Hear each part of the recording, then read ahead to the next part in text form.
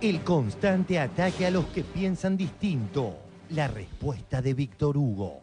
En el contexto del crecimiento de las investigaciones que vinculan a grandes multinacionales con el trabajo esclavo, ha quedado al descubierto cómo Clarín ignoró las denuncias durante 5 días y luego lo empezó a tocar tímidamente para que no quede en evidencia su complicidad con las mismas empresas que son sus anunciantes.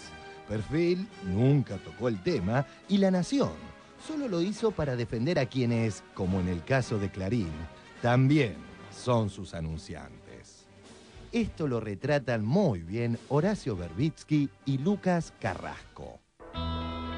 Página 12. Nido de ratas. Por Horacio Verbitsky.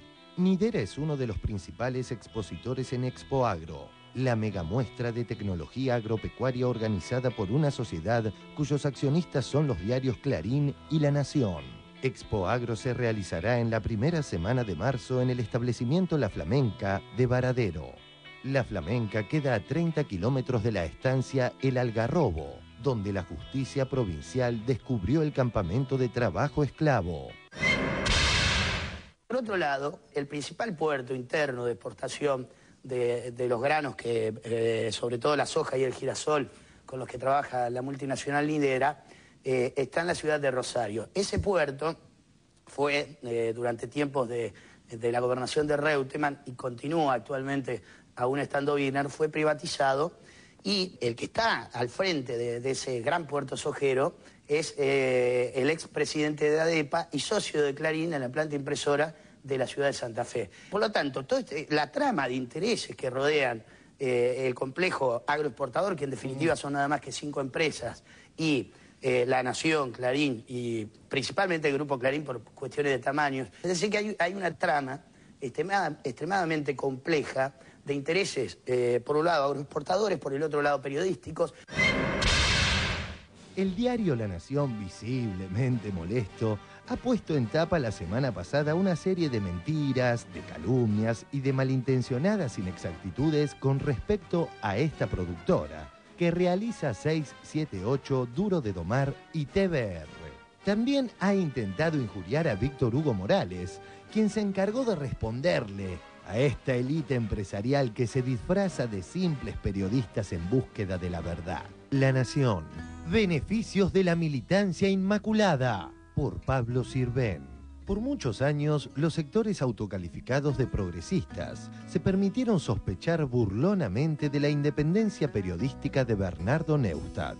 Paradójicamente, algunos de esos críticos hoy se han convertido en periodistas y animadores furibundamente ultra K. Han dejado en segundo plano el periodismo para abrazar con pasión la propaganda con la excusa de la militancia inmaculada. Es verdad que también hay crítica en Continental, aunque allí ocupa el horario central de la mañana el converso Víctor Hugo Morales.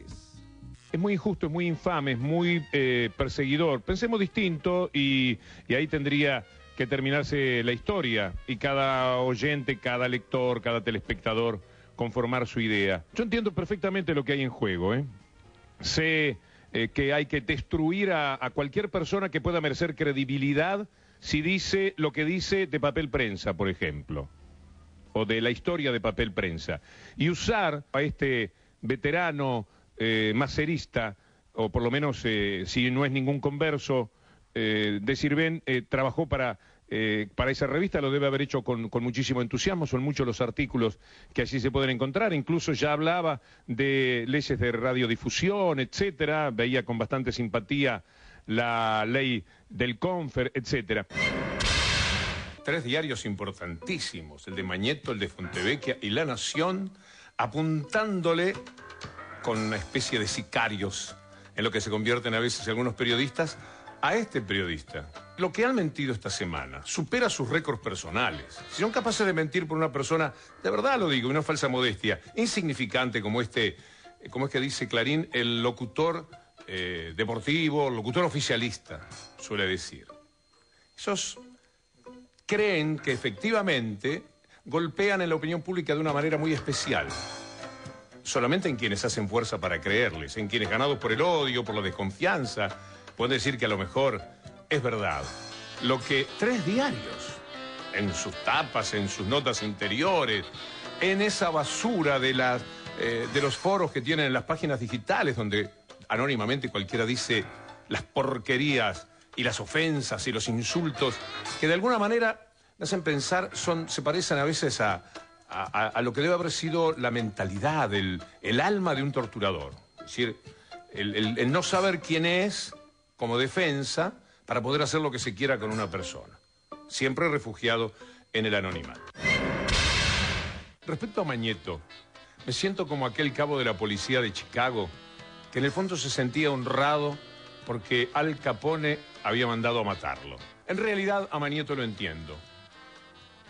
Le quitaron el robo del fútbol, le anularon la ilegal Fivertel, le quitaron medios con la ley de medios. Cuando se pueda cumplir tendrá que cambiar la grilla de la televisión. Puede ir preso por su vinculación a la dictadura cuando se quedó con Papel Prensa. Tiempo argentino. Un represor acordó con Mañeto y La Nación cómo hacer el pago por el despojo accionario a la familia Greiber. Papel Prensa. Más pruebas del pacto de Clarín con Videla. Se trata del general de brigada Oscar Gallino, jefe de centros clandestinos de detención. Los diarios admitieron el control militar de la operación.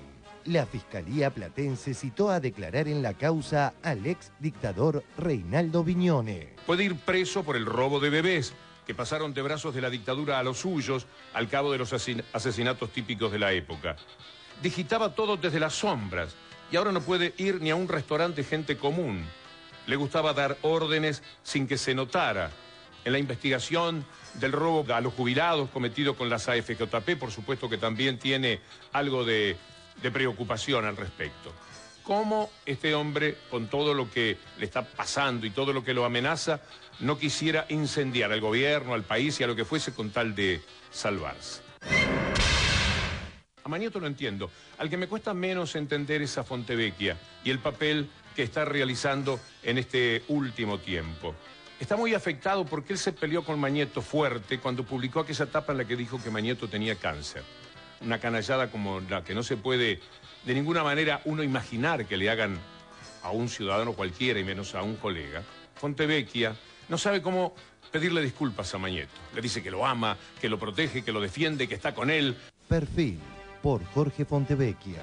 Apoyo a Mañeto. Le dice que lo ama, que lo protege, que lo defiende, que está con él, que están juntos en la pelea con el gobierno. Entonces, ¿qué le regaló a Mañeto? Lo que tenemos allí a continuación. Revista Noticias. Encuesta. Lo mejor y lo peor del 2010. Peor periodista. Víctor Hugo Morales. Orlando Barone.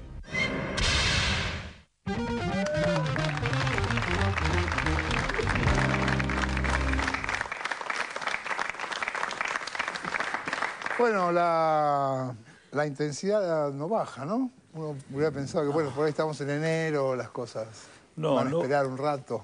No baja la construcción de ciudadanía y la vocación de ampliar derechos y de poner en cuestionamiento al poder. Por primera vez, después de muchísimos años, después del 55 seguramente, se está poniendo en cuestionamiento al poder. Y el poder, ese poder del sistema, de ese sistema que mató, que desapareció, para que exista un solo discurso. Solo se podían llevar adelante las acciones terribles contra la patria y contra su pueblo con un solo discurso. Por eso tuvieron que desaparecer generaciones. Y sostuvieron en democracia ese discurso único con el monopolio mediático y con pocos otros medios que se veían sometidos por ese gigante que condicionaba temáticas. Y eso se rompió después de la crisis del 2001, se generaron condiciones objetivas para que eso se rompa. El emergente fue Néstor Kirchner, la profundización la hace Cristina, y la ley de medios, impulsada por el Ejecutivo, porque sin ese respaldo era imposible vencer ese sometimiento, se generó con una construcción colectiva. Y aparecen voces distintas, distantes a las del sistema. Y ahí es donde empieza a resquebrajarse esa argumentación que era única y que por eso conducía a que Neustadt marcase el ritmo político del país con Grondona en el programa de los jueves. Entonces la agenda la empieza a construir la política y hay otras voces que aparecen, como la de Víctor Hugo. Una botella al mar con un mensaje de naufragio que le da de cabeza a ese sistema que, como su argumentación se apoya en premisas falsas, empieza entonces a ser advertida. Entonces, esto es lo más importante de este momento, que hay otros mensajes, otra opinión, otras consideraciones en la mesa familiar, en el trabajo, y ese sistema entonces va a tener que apelar a lo peor del pasado para volver a estar único. Creo que no se puede volver atrás, y por eso el sistema ha perdido, y por eso el pueblo, con su conciencia, con su organización, con su participación, con su reflexión, ha logrado estos múltiples discursos que hoy están atravesando la sociedad. Yo te tengo que hacer una pregunta porque me interesa personalmente. ¿Es verdad que el gobierno le da toda la pauta a Birz? No, creo que la pauta oficial es solo el 3% de la pauta que está dando vuelta en el sistema mediático. Solo el 3% aporta el Estado. Y el que más pauta se lleva es el Grupo Clarín, de ese 3%.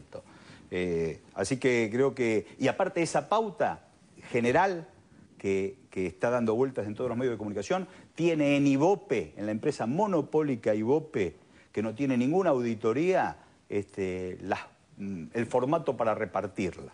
Creo que hay que democratizar toda la pauta de publicidad. ¿El criterio de reparto de pauta lo tiene Ibope? Bueno, la pauta privada, ese 97% de pauta privada que se ve distribuida en los medios del país, en el área de radio y de televisión, tiene que ver con la medición que hace Ibope y que le asigna tanta audiencia a tal producto. Así que eso también está absolutamente amañado. Nosotros tenemos un punto de rating. No tenés pauta, entonces. Ok. Mempo, cuando ves estas cosas, cuando ya venimos viendo estas cosas, pero a mí me llama la atención que vuelve con mucha energía. La verdad que siento un poco de inquietud, siento un poco de temor, en cierto modo, porque me parece que hay un estado de exacerbación muy grande, ¿no? Creo que, y honestamente como ciudadano ya dejo de preguntarme, y me parece que es ociosa la discusión, si la oposición responde a las crispaciones del gobierno, si el gobierno responde a las crispaciones de la oposición. Es decir, hay un modelo de debate público que no me termina de convencer. Me parece que es un tanto peligroso. Tomo una de las últimas cosas que decía Gabriel. Es decir, hay un fenómeno de democratización que es lo que tenemos que profundizar. Me parece que, digamos, la acusación, el tipo de denuncia mediática permanente que puede hacer Clarín, que se puede hacer aquí, que se hace en infinidad, uno escucha en muchas radios y demás.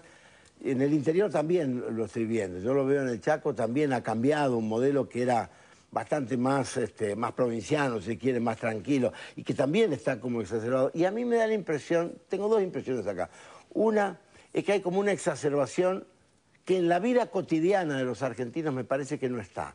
Es como si hubiera una especie de divorcio. En la vida cotidiana de los argentinos hay medio país está de vacaciones, hay una especie de estallido de consumo, hay satisfactores que no existían, estas son cosas innegables. Hay muchísima gente que hoy puede tener vacaciones o que puede tener un esparcimiento que le estaba vedado hace 6, 7, 8, 9 años.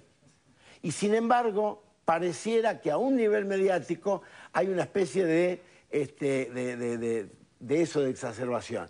Me parece que eso no es bueno, a mí me genera un poco de inquietud. Yo tengo un estilo, o trato de tener un estilo diferente.